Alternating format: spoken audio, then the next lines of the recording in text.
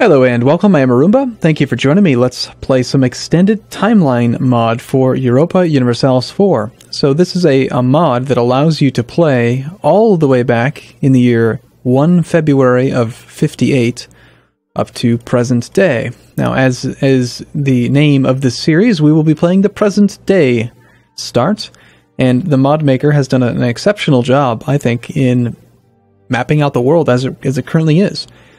Almost all of Africa is no longer considered wasteland, and every country is very well represented.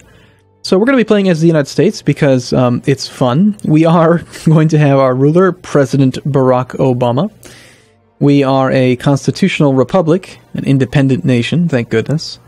And we're just going to see what would happen in present day with AK-47s and machine guns and bazookas and all kinds of whatevers. What would happen if... if real life was more like EU4. So let's give it a go.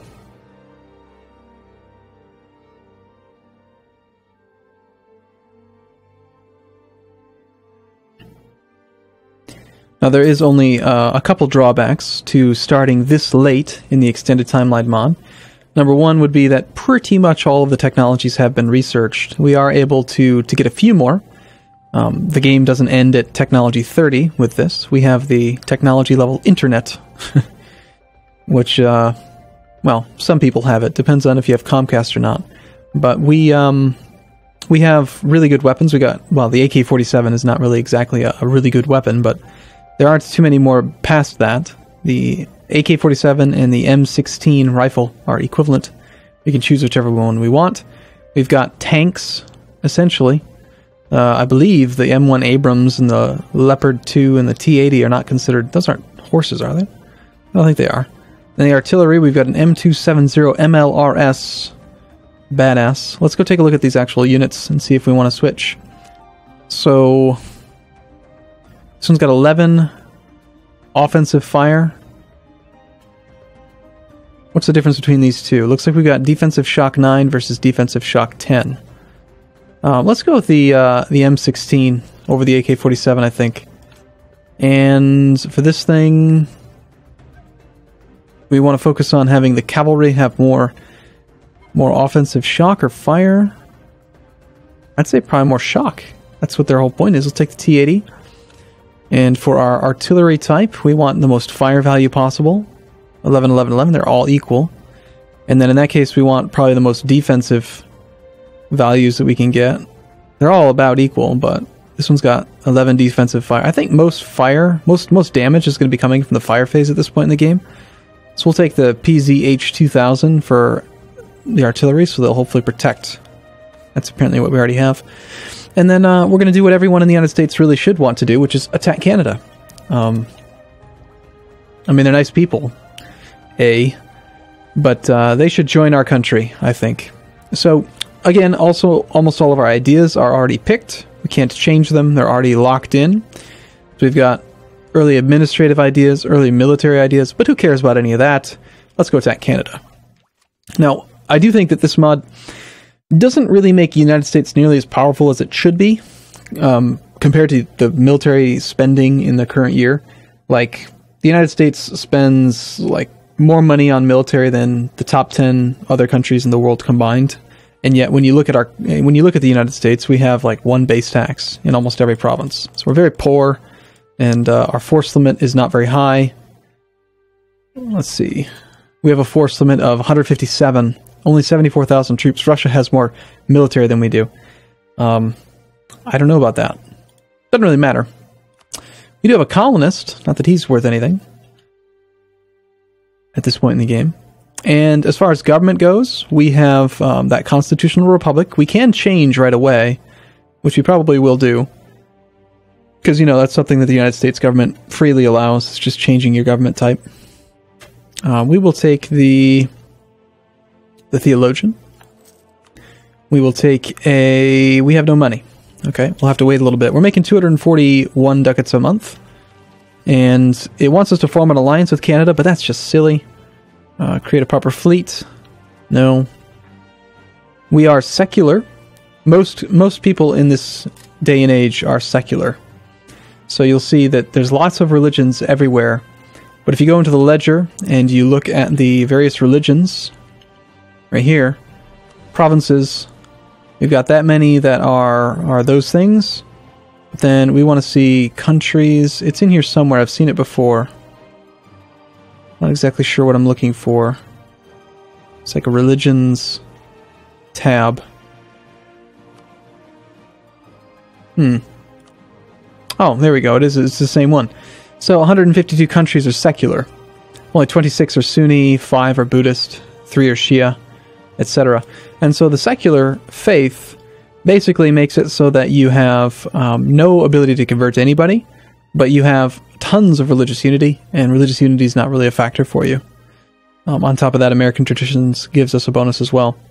So we're very, very highly tolerant of heathens, and everyone is considered a heathen.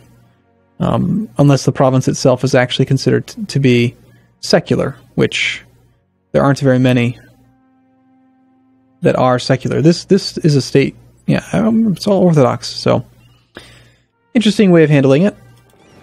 So let's let's do the only reasonable thing and turn Barack Obama into a commander. He's a 2-3, awesome. Let's go send him into combat and see what happens. Oh, that's a navy. Wow, we have 29 ships here. Okay, let's protect trade in wherever we're making money. Chesapeake Bay. We have 89% control there. 79% control here. I guess we go protect trade in the Mississippi River. And prevent that money from getting pulled away. It's an interesting situation when you port a game like this into a different time frame. You know, the balance gets way off. So next up, I think we start fabricating claims on Canada. Or do we even need to do that? Maybe we just have a CB. Hey, we have the Nationalism CP. They hold provinces of our culture group. Damn straight. What other CBs do we have? Oh man, we have nationalism on Great Britain, Canada, and Antigua, Barbuda, Barbados, Bahamas, Belize. Holy crap.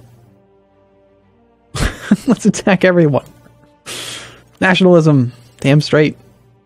We want Niagara. Give us back our falls. Niagara Falls. And we have no morale because I just changed troop types, but that's okay. Let's put Barack Obama in charge of this army instead. And we have plenty of money, I think, but we have very little manpower. So we're going to want to start making a bunch of forts right away. Forts and barracks and stuff. Really anything we can to increase our manpower. And we're already out of money. Okay. We are in third place right now. There's going to be all kinds of alliances forming here at the beginning of the game. People are adopting new forms of government. That's all fine. Let's go to the message settings and deselect all. We don't care about anyone but Canada right now. You can never have too much grain, that's true. Split this army in half. Try to avoid attrition. Make a long-term investment, trade efficiency, or gain 6,500 ducats. Well, long-term investment's going to last us for 10 years. Trade efficiency plus 15. That would pretty much cap us out. The cap is 200%. We'll just take the money up front. Rebel negotiation, totally fine. And we'll use that money to build more barracks and stuff. And because, you know, in the real world, the United States would totally hire mercenaries. Oh shoot, there are no mercenaries to hire. That's unfortunate. We have 8 artillery. We need more artillery.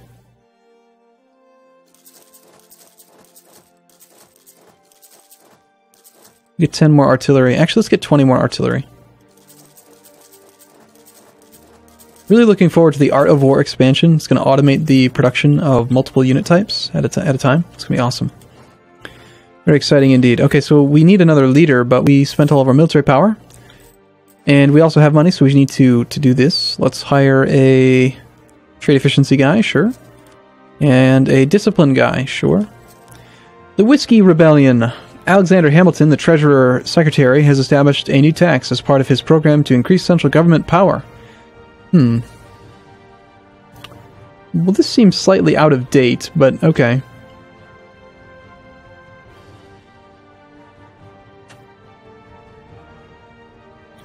You want to keep it? I mean, it doesn't seem to do much. We'll just amend the act. I don't want to mess with any peasants. I want to go attack Canada. Canada, you will be one with us. They have forced march. Do we have forced march? I think we do. Indeed we do. Excellent. So Barack Obama fearlessly leading troops into Niagara Falls. You can just imagine him riding on cannons or tanks or something. It's funny. It is very funny. Now, this late in the game, there's also a monstrous modifier to siege speed. So if you click on your army, and then look here, you'll see USA siege ability 100.5%. And the reason for that is this modern times country modifier, which increases siege ability by 80%, gives you more diplomatic relations, and greatly reduces envoy travel time, because, you know, we have airplanes and stuff. So sieges happen rather quickly. Ooh, that's bad. We don't want him to come kill our cannons. Let's ignore the siege then and go fight this army. Apparently we're going to sign the Declaration of Independence in 2014. Thomas Paine, the English-American political activist, author, political theorist, and revolutionary. It's been signed. Excellent. We're now free. That's crazy. It's the year 2014. Don't you know better?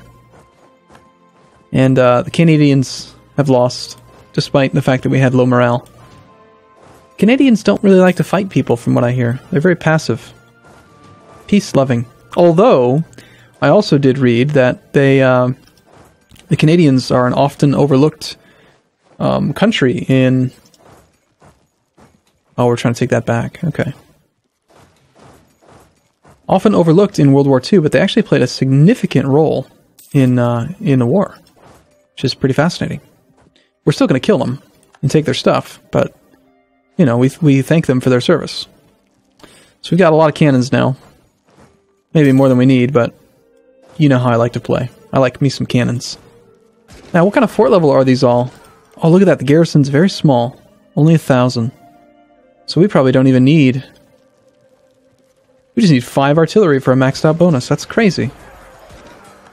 You would assume that if you played the game from the beginning, that everyone would have much higher fort level after like 2,000 years of gameplay. Maybe we should do that next. We'll play the oldest time and see what happens when we play from the beginning. I hope that we don't have to worry about the Peasants' War. The Peasants' War would be unfortunate. We'll go with the 20 stack army.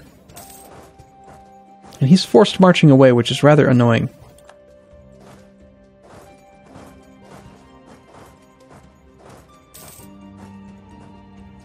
Silly Canadians.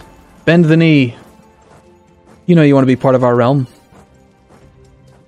I'd say 20 stacks probably sufficient to fight him off. They do have some armies over here, though, which is kind of annoying. It's almost like playing Victoria 2. The way they spread out and try to conquer you on both sides.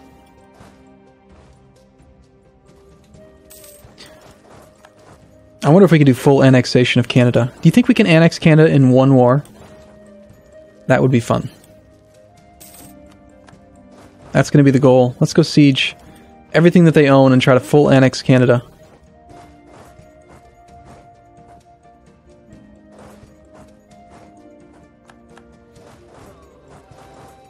Attrition be damned. Just think about it. What do you think would happen in real life if, like, the United States somehow, I don't know how the laws would work, but if they just, if we just decided that we were going to attack everyone instead of trying to, like, protect people and get our stupid government involved in everyone else's government, if we just decided, okay, we're going to go conquer Canada, or we're going to go and, I don't know, invade Mexico, how would the world react? And if it was everyone against the US, who would win? It's an interesting question, I think. You never know. World War III could be on the horizon. William Henry Herbert, the controversial protectionist. Okay, so we actually have Republican tradition, which is weird. Can we change our government type now? We have a constitutional republic, we have trade efficiency and production efficiency. Elections are held every 4 years. I want to go with the administrative republic to get rid of some extra nationalism and lower cultural conversion cost. And that's fine. That also gives us a 5-year election Let's see how long we can keep Barack Obama around. We should probably create a proper... Oh, construct a grand fleet. Or create a proper fleet. Let's create a proper fleet. We should have more light ships anyway. They're called missile cruisers this day and age, evidently. Missile destroyers. I'm already just salivating over the idea of the Art of War expansion making it easier to make lots of troops. Wouldn't it be something else to be able to do that? We have 7,000 ducats. Oh my goodness. Obviously we want a conscription center there, and we want to build all the things. We do seem to have a lot of income. Does everyone else have this much income? Or is it just us? Ledger, country, income. Oh no. Wow, we do have a crap ton of more income. Okay, so at least we have that going for us. Production. Why do we have so much production if our base tax is so low? Production efficiency 220%. What about, okay, province overview, production. Atacapa makes oil. 103 income. Interesting. Current price 23.